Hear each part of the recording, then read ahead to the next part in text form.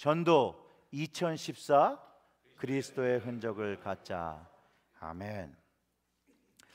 요즘 시리아에 관련된 소식을 접하면요, 너무나도 가슴 아픈 일들이 많습니다. 그 가슴 아픈 일들 중에 더 가슴 아픈 일은 어린 생명들이 희생될 때 우리의 마음을 불편하게 합니다. 시사저널 그 시사인 리브라는 그 기사에 이런 내용을 접했는데요. 7살 아이가 고문을 당하고요, 친정부 민병대가 싸움을 할 때 아이들을 앞에 세우고 방패막이로 싸움을 한다고 하고요, 정부군들은 어린이들을 학살한다고 합니다. 현재까지 집계된 것으로 한 1200명의 아이들이 숨진 것으로 추정되고 있고요, 또 Save the Children이라는 구호기관이 있습니다. 거기에 그 상황 보고를 보면요, 손톱을 뽑은 아이, 거꾸로 매달려 고문당한 아이들, 참혹한 상황들을 알려오고 있습니다. 특별히 모슬렘의 그 과격 단체 아이시스가 이라크와 터키 등지에서 예수님을 믿는 자녀들을 참수시키는 악한 일이 반복되어지고 있습니다. 페이스북이나 SNS에 올라오는 이야기들이 많은데 뭐 또 거기에 이게 진실이네 아니네 공방전을 가지고 있는 것들. 그런데 이 한 이야기가요, 저의 마음을 좀 불편하게 하면서 사로잡았습니다. 3살짜리 그 시리아의 꼬마가 죽기 전에 남긴 말이 I'm gonna tell God everything. 내가 하나님께 다 말할 거야 라고 했다는 그 글을 접했을 때 정말로 어린아이의 억울함이 담겨 있고, 또 어린아이의 그 순전한 믿음, 하나님을 보는 그 믿음에 또 감동되어지고 마음이 숙연해졌습니다. 어찌 이 어린아이가 자신의 그 죽음을 앞에 두고 그 죽음을 넘어서 보고 믿은 것이 하나님이라는 것. 왜 이 아이의 말을 접할 때요, 제가 예수님의 말씀 하나가 생각이 났습니다. 어린아이들을 내게로 오는 것을 용납하고 금하지 말라. 하나님 나라가 이런 자의 것이니라.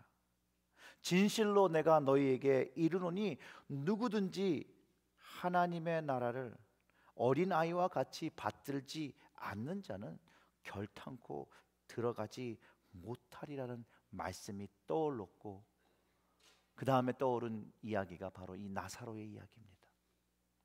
그래서 오늘 나사로의 이야기를 준비했습니다. 예수님께서 하나님 나라를 어린아이와 같이 받들지 않는 자는 결탄코 들어갈 수 없다라고 하셨는데, 어린이는요, 사람을 자기의 욕심으로 죽이지 않습니다. 어린아이는요, 권력과 명예와 힘과 돈을 추구하지 않습니다. 그래서 하나님 나라가 어린아이의 것이라고 예수님이 말씀하신 것 같습니다. 그리고 예수님은 어른들을 향해서 하나님 나라를 어린아이와 같이 받들지 않으면 들어갈 수 없다라고 하시며 어린아이의 믿음을 요구하셨습니다. 사랑하는 여러분, 어린아이와 같이 하나님 나라를 받들고 계십니까? 어린아이와 같이 주님을 바라보시고 그분의 말씀을 어린아이와 같이 믿으시고 순종하시기를 주님의 이름으로 축원합니다. 오늘 본문이 그 나사로가 부활하는 이야기입니다. 보통 사람의 생각으로는, 정상적인 생각으로 이해될 수 없는 이야기죠. 불가능한 이런 일이 일어났습니다. 그러나 이런 부활의 믿음은요, 어린아이들에게는 가능하다라는 것이죠. 성인된 어른들은 믿을 수가 없지만 아이들은 그 말을 하는 사람을 신뢰할 때 그대로 믿게 됩니다. 주님께서 마르다와 마리아에게 하나님의 영광을 볼 수 있다고 말하지만 그들은 그 오라비 나사로가 죽을 때 예수님이 함께하지 않아서 죽었다라고 말합니다. 주님이 계셨더라면 죽지 않았을 것이라고 고백합니다. 마리아가 예수님 곳으로 와서 보이고 그 발 앞에 엎드려서 가로되 주께서 여기 계셨더라면 내 오라비가 죽지 아니하였겠나이다. 그리고 그와 함께 온 유대인들과 나사로의 죽음을 슬퍼했습니다.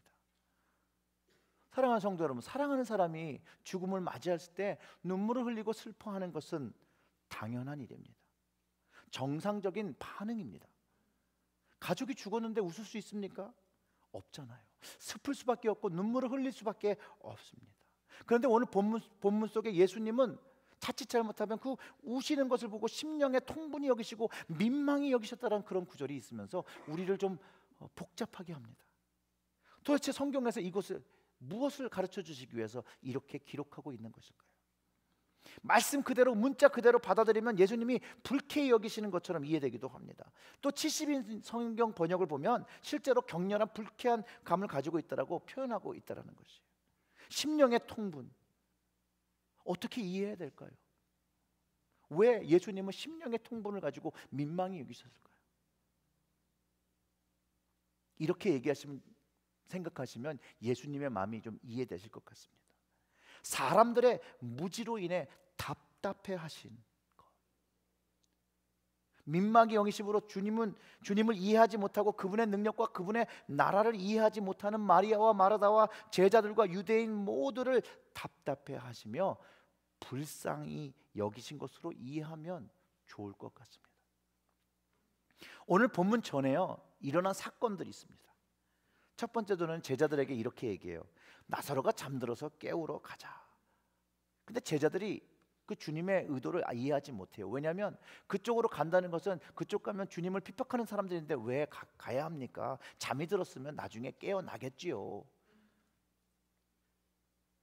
예수님이 그렇게 말씀하셨기 때문에 그래요. 나사로가 잠들었도다. 그러나 내가 깨우러 가노라. 제자들이 가로되 주여 잠들었으면 낫겠나이다 하더라. 예수는 그의 죽음을 가리켜 말씀하신 것이나 저희는 잠들어 쉬는 것을 가리켜 말씀하시는 것을 생각하는지라. 주님이 말씀하실 때 자신들의 개인적인 생각으로 주님의 상황을 판단하고 있는 것을 우리가 발견할 수 있고요. 그래서 예수님이 이제를 밝히 이르시되 나사로가 죽었느니라. 내가 거기 있지 아니한 것을 너희를 위하여 기뻐하노니 이는 너희로 믿게 하려 함이라. 그러나 그에게로 가자 하신대 라고 했지만 제자들은 주님이 하시는 그 말씀과 방법을 fully 이해하지 못합니다. 마르다에게도 이렇게 말씀해서 예수님이 가라사대 내 오라비가 다시 살리라. 그러자 마르다가 이렇게 얘기합니다. 마지막 날 부활에는 다시 살 줄 내가 아나이다. 또 예수님이 다시 말씀하십니다. 나는 부활이요 생명이니 나를 믿는 자는 죽어도 살겠고 무릇 살아서 나를 믿는 자는 영원히 죽지 아니하니 이것을 내가 믿느냐? 하지만 그 말씀을 진심으로 믿지 못합니다.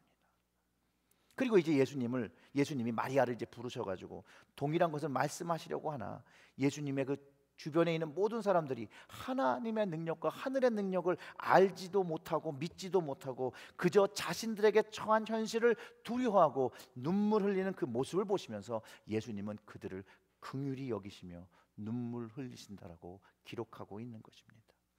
오늘 본문에서 마르다와 마리아와 사람들이 우시는 것을 보시고 심령의 통분이 여기신 것보다는 죽음을 넘어서 부활을 알지 못하고 믿지 못하는 그들의 영혼을 불쌍히 여기신다라고 그것을 보면 됩니다. 주님이 함께 하시는 목적을 알지 못하는 것이에요. 깨닫지 못하고 그렇기 때문에 불쌍히 여기시고 찢어지는 마음을 가지고 눈물을 흘리신다는 것이죠. 우리의 슬픔을 주님은 아신다는 것이에요. 이것을 우리 삶에 적용해 볼 때요, 우리가 하늘의 소망을 가지고 견고하게 살아야 함에도 불구하고 우리는 연약함이 있기 때문에 마음 아파하고 눈물 흘릴 때가 너무나도 많다라는 거죠. 그럴 때 주님은 심령의 통분함을 여기시며 민망히 여기시며 누구를 위해 눈물을 흘리신다고요? 나의 연약함을 보시고 나의 어려움을 보시고 주님께서 눈물 흘려 주신다는 거예요. 그 눈물 흘려주시는 이가 있음을 믿으시기를 주님의 이름으로 축원합니다. 주님뿐만 아니라 성령님께서도요 우리의 연약함을 도우신다라고 성경에 써 있습니다. 우리의 연약함을 도우시나니 우리가 마땅히 빌 바를 알지 못하나 오직 성령이 말할 수 없는 탄식으로 누구를 위해서 기도하신다고요?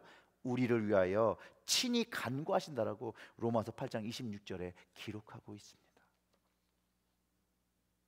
죽음을 넘어서 우리에게 하나님의 사랑을 확증해 주신 주님을 신뢰하시기를 주님의 이름으로 축원합니다. 주님은요 우리의 연약함도 아세요. 죄짐도 아세요. 모든 것을 아시면서 우리를 용서하시고 우리를 사랑하신 것을 우리가 반드시 기억하고 그 사랑을 깨달아야 한다는 것이. 그리고 그 주님께서 이제 그 사랑을 깨닫고 그분을 신뢰하고 주님을 믿고 어린 아이의 그 믿음을 가지고 따라오라고 말씀하시는 것입니다. 제자들을 보세요. 마르다와 마리아를 보세요. 주님을 가까이 보았던 사람들이고요, 주님의 그 능력을 경험했던 이들인데, 정작 주님께서 주님을 믿고 죽음을 넘어서 생명이 돌아오는 능력을 경험할 때, 주님을 돌아온다고 말할 때 그 주님을 믿지 못하고 신뢰하지 못하고 그저 자신들의 제한된 생각과 능력으로 주님을 판단하고 바라보고 있다라는 것입니다. 그리고 자신들의 생각만을 주님께 말하고 있는 것을 오늘 본문에서 찾아볼 수가 있습니다. 우리도 그런 실수를 하죠. 주님은 우리의 삶을 바꾸실 수도 있고 우리의 삶을 변화시키고 또 새롭게 만드실 수 있는 그 능력이 계신 그분인데도 불구하고 우리는 그냥 우리의 처한 상황만을 예수님께 말씀드린다는 거예요. 우리의 상황을 바꿔달라고 말하지 않는다는 거죠. 생명은요, 하나님께 속한 것입니다. 주님은 그 생명이 하나님께 속한 것, 그분이 원하시면 다시 돌려주신다는 것도 알았어요. 그러면서 눈을 들어 하나님께 기도했습니다. 그 기도 속에 하나님 아버지와 그분과의 관계가 잘 드러날 수 있습니다. 이렇게 얘기했죠. 예수께서 눈을 들어 우러러 보시고 가라사대, 아버지여 내 말을 들으신 것을 감사하나이다. 항상 내 말을 들으시는 줄 내가 알았나이다. 그러나 이 말씀하옵는 것은 둘러선 무리를 위함이니 곧 아버지께서 나를 보내신 것을 저희로 믿게 하려 함이니라.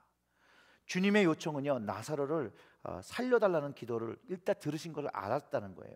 근데 그것을 위해서 기도하시면서 나사로가 살아나는 것을 저희들로 하여금 경험하게 하여서 주님과 하나님을 더욱더 믿게 하려는 주님의 계획이 있었음을 고백하고 선언하고 계시다는 것이죠. 그래서 사람들로 하여금 그것을 듣게 하셨대요. 성경에는요, 제가 지금 말하려고 하는 부분은 기록하고 있지 않아요. 사람들이요, 예수님이 말씀하시고 이제 아직 나사로가 살아서 걸어 나오지 않았을 때 그들 마음속엔 예수님을 어떻게 생각하고 있었을까요? 무덤 문을 열고 나사로야 나와라, 나사로가 걸어 나오기 직전까지 아직 그것을 보지 못할 때 그 순간 그 마음에 어떤 마음이 있었을까? 성경은 기록하고 있지만 어땠을 것 같습니까? 어떤 마음이었을까요? 아마 의심도 있었겠죠. 조롱함도 있었겠죠. 왜냐하면 그들의 인간적인 생각으로는요, 4일이면 시체가 썩는 거예요. 썩어서 이제 냄새가 나는데 말도 안 되는 소리를 하고 있다. 미쳤니? 도라이야? 라는 생각을 하고 있는 그 순간에 누가 걸어 나와요? 나사로가 걸어 나오는 것입니다. 성경이 기록한 대로 죽은 자가 수족을 배로 동인 채로 나오는데 이제 그들의 마음이 어땠을까요? 영어식으로 표현하면 어떻게 했죠? 오 마이 갓! 안 그랬을까요? 그랬을 거라는 거예요. 그 놀람으로 가득 찼겠죠. 그 마음이 이제. 마르다도 마리아도 제자들도 나사로를 아는 가족들도 그 장례식에 있던 모든 사람들도 입이 떡 벌어지게 놀랐을 거라는 거예요. 사람들이 생각하는 생명은 죽음으로 끝났다라고 생각하고 그 나중은 없다라고 생각하는 거죠. 있다라고 믿을지언정 확실히 믿지 못했는데 이 주님의 능력으로는 죽음을 넘어선 생명이 나사로의 이야기로 있다는 것을 증명하고 있다는 것이에요. 그 현장에서 나사로의 죽음을 목격하고 또 그 죽음을 넘어서 부활을 지켜본 사람들, 그 마음속에 하늘나라의 소망을 갖지 않았겠습니까? 주님을 믿고 주님의 그 죽음을 넘어선 그 말씀을, 그 능력을 믿기 시작했을 것입니다. 그런데 그 현장에 있는 사람 전부 다 믿었을까요? 이런 질문을 해봐야 돼요. 그걸 본 사람 다 믿었을까요? 하나님의 아들로 메시아로 믿게 되는 역사가 일어났을까요? 한번 성경을 볼까요? 요한복음 11장 45절에 이렇게 합니다. 마리아에게 와서 예수의 하신 일을 본 많은 유대인들이 저를 믿었으나, 저를 어떻게 해요? 믿었으나, 많이 믿었다가 아니라 믿었으나, 이 버트가 있죠. but. 그 중에 어떤 자는 바리새인들에게 가서 예수의 하신 일을 고하니라. 이에 대제사장들과 바리새인들은 공회를 모으고 가로되 이 사람이 많은 표적을 행하니 우리가 어떻게 하겠느냐. 만일 저를 이대로 두면 모든 사람이 저를 믿을 것이요. 일단은 예수님이 하신 기적을 믿었다라는 거죠. 그가 계속해서 이런 기적을 일어나면 사람들이 모두 그를 믿게 될 거라고 얘기하는 거죠. 그렇게 되면 어떻게 된다고 그러죠? 로마인들이 와서 우리의 땅과 민족을 빼앗아 가리라 하니 그 중에 한 사람 그의 대제사장인 가야바가 저에게 말하되 너희가 아무것도 알지 못하는도다. 한 사람이 백성을 위하여 죽어서 온 민족이 망하지 않게 되는 것이 너희에게 유익한 줄 생각하지 아니하는도다. 죽음을 넘어서 부활의 능력을 증명하신 예수님은 어떻게 하겠다고요? 이제 죽여야 된다는 거예요. 죽여야 된다. 죽음을 넘어서 부활이 있음을 보고 생명이 있음을 경험했으나 그 기적의 장소에서도 주님을 반대하는 사람이 있었다라고 성경이 가르쳐주고 있고, 주님이 이 하신 말씀을 믿지 못하는 것이죠. 나는 부활이요 생명이니 나를 믿는 자는 죽어도 살겠고 무릇 살아서 나를 믿는 자는 영원히 죽지 아니하는 그 말씀. 사랑하는 성도 여러분, 이 주님의 말씀을 믿으십니까? 믿으시기를 주님의 이름으로 축원합니다. 작자를 모르는 글이에요. 한번 들어보세요. 어떤 목사가요, 주일에 설교를 예배당에서 하고 있을 때 갑자기 그 두 아이가 집에서 죽었다고 합니다. 아내는 아이들의 시체를 2층으로 옮긴 뒤에 흰천으로 이렇게 덮어주었대요. 그리고 이제 그 예배가 다 끝나고 그 목사가 집으로 돌아오자 아내에게 나는 당신에게 좀 묻고 싶은 말이 있습니다 라고 하더래요. 그러면서 이렇게 얘기했대요. 어떤 사람이 저에게 귀중한 보석을 잘 보관해 달라고 맡기고 갔는데 어느 날 갑자기 그 주인이 나타나서 맡긴 그 보석을 돌려달라고 했어요. 그럴 때는 어떻게 하면 좋을까요? 라고 물었더니 그 목사가 어렵지 않는다듯이 말할 것도 없는 말은 보석은 주인에게 돌려줘야겠지 라고 했다라는 것이. 그때 이제 아내가 울먹이면서 이렇게 말했답니다. 실은 조금 전에 하나님이 우리에게 주신 그 맡기셨던 귀중한 보석 2개를 찾아가시고 하늘로 돌아갔습니다. 그 목사는 아내의 말을 듣고 아무 말도 하지 않았다라고 합니다. 사랑하는 성도 여러분, 생명이 하나님께 속한 것이 맞습니까? 주님을 믿고 살면 죽어도 살겠고 살아서 믿는 자는 영원히 죽지 않는다는 말씀을 믿으십니까? 그렇다면 우리는 하늘나라에 거하는 영원한 약속을 가지고 있는 것입니다. 죽음이 우리 스스로를 잠깐 나누고 있지만 그 어떤 것도 우리를 하나님의 사랑 안에서 가를 수 있는 것은 아무것도 없습니다. 현상적으로 인간의 생각으로는 갈라져 있는 것 같지만 나중에는 다 함께 보며 하나님 나라를 누리게 될 것입니다. 히브리서 9장 27절과 28절의 말씀이 이렇습니다. 한 번 죽는 것은 사람이 정한 것이 사람에게 정하신 것이요 그 후에는 심판이 있으리니 이와 같이 그리스도의 많은 사람의 죄를 담당하시려고 한 번에 들이신 바 되었고 구원에 이르기 하기 위하여 죄와 상관없이 자기를 바라는 자들에게 2번 나타나시리라 라고 기록된 것처럼요, 주님은 나사로를 부활시키고 또 주님이 죽으시고 부활하셔서 우리에게 이제 이 죽음을 넘어서 심판과 영원한 삶이 있다는 것을 가르쳐 주셨다는 것이에요. 이재철 목사님이 미국에 사시는 한 성도에게 편지를 받았다고 합니다. 아들이 어릴 때는 교회를 잘 다녔는데요, 장성하면서 발길을 끊었다라는 것이에요. 아버지는 아들에게 신앙생활하고 다시 권유하지만 그때마다 아들의 논리에게 자신이 압도되고 만다는 것이에요. 그가 이렇게 질문했대요. 진정 하나님이 사랑의 신이라면 왜 태어날 때부터 불구자가 있게 하는가? 정말 하나님이 살아있고 정의의 신이라면 어떻게 이 땅에 이 불의가 기승을 부릴 수 있는가? 정녕 하나님이 정녕 전능하신 신이라면 어찌 이 땅에 그토록 숱한 재난이 있을 수 있겠습니까? 라고 아들의 질문에 그 반론을 아무 대답도 할 수 없다라는 것이에요. 이재철 목사님이 그의 편지를 받고 이제 다음과 같은 그 답장을 했다고 합니다. 만약 이 세상이 삶이 모든 것이 다 끝나버린다면 아드님의 주장이 100번 맞다라는 것이에요. 그러나 우리 코끝에서 호흡이 멈춰지는 것으로 모든 것이 끝나는 것이 만약 아니라면, 그 이후에 다른 삶이 있다라면 아드님의 주장은 완전히 틀렸다라는 것이에요. 태어날 때부터 불구의 몸으로 태어났기 때문에 한평생 영원을 바라보고 살아갈 수 있다라면, 불의한 자로 인해 고통받았기 때문에 영원을 사모할 수 있게 되었다라면, 재난을 당했기 때문에 비로소 영원에 대해 눈뜨는 자가 되었다라면, 그보다 더 복된 사람은 없다라는 것이에요. 오히려 세상에는 모든 것이 자신의 뜻대로 이루어져서 영원을 생각할 필요도 없이 살아가는 사람이 있다라면 그야말로 정말로 그가 불쌍한 불행한 사람이라는 것입니다. 앞으로 아드님에게 신앙을 권유하려 하지 마시고 머지않아 반드시 관 속에 시체로 들어 누울 수밖에 없다는 존재임을 일깨워 주라고 편지를 썼더래요. 그러면 언젠가 아드님이 죽음이란 남의 것이 아니라 바로 자신의 것임을 인식하게 될 때 그는 영원한 생명의 하나님을 향하여 돌아서게 될 것이라고 답장을 했다라고 합니다. 사랑하는 성도 여러분, 죽음을 넘어서 심판과 영원한 삶과 영원한 나라가 있음을 믿으십니까?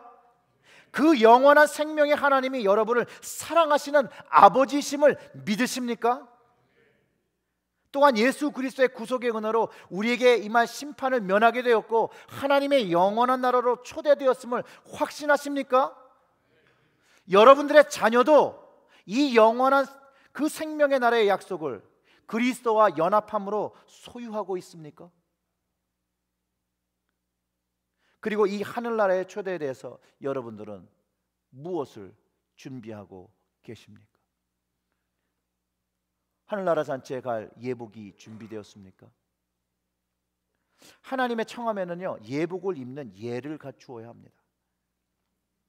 예수님이 혼인잔치에 비유해서 그런 얘기를 하셨어요. 벌써 우리가 드리는 이 예배도요, 말 그대가 예를 갖추어서 하나님께 경배하는 행위, 그 행위로 성결하게 드려야 하는 것을 말하고 있습니다.